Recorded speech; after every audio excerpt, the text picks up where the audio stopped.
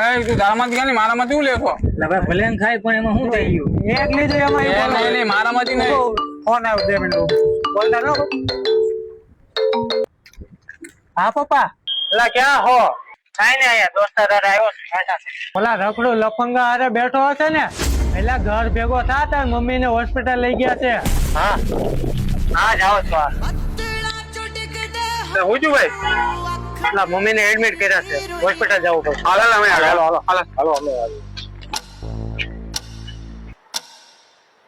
કાકા ને દાદા ને કહી દીધું છે એ હમણાં આવતા જ હશે. હા વાંધો નહીં. અને હું તો બસ પકડીને આવું જ છું, સાંજે પોગી જાય. હા મમ્મી નો હુમલો આવી ગયો છે.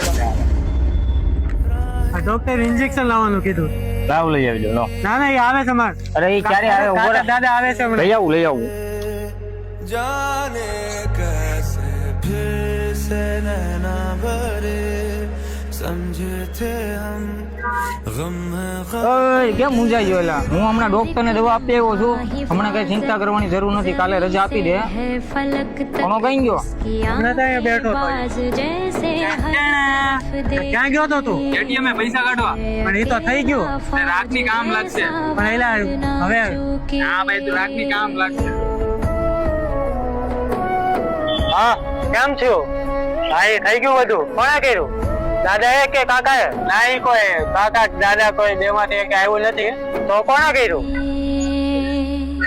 એ તમે ઓલા જે બે રખડું લફંગા કહેતા હતા એ લોકો જ કર્યું.